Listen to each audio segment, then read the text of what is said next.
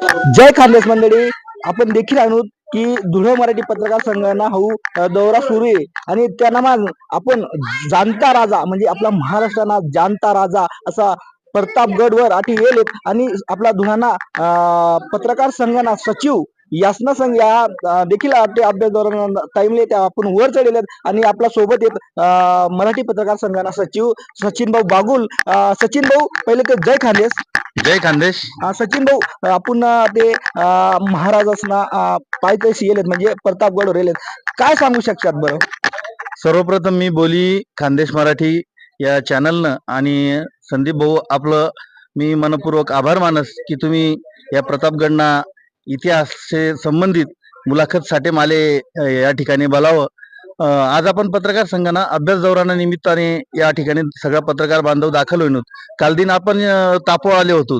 तापोळामा आपण सर्व गुण संपन्न असा निसर्ग देखा, खूप मोठी दाट जंगल आणि तठे वनसंपदा देखी आणि तठून आज आपण प्रतापगडावर येईल शेत.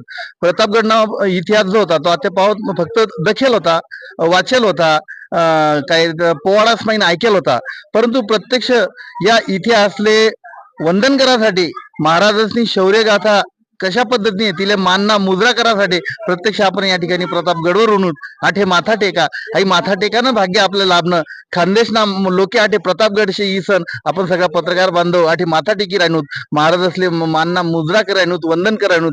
हाई फार मोठं भाग्य आहे.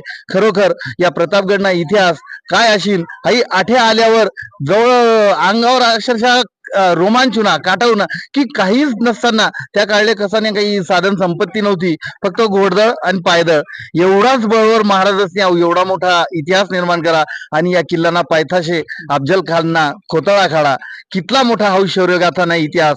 हाऊ इतिहास येणाऱ्या प्रत्येक पिढीसले मोठी प्रेरणा देत राही आणि मोठं आपलं इतिहासनं जतन आणि संवर्धन करानं बळ देत राही अशी मी या निमित्ताने आपला सर्वांचे सांगू इच्छित.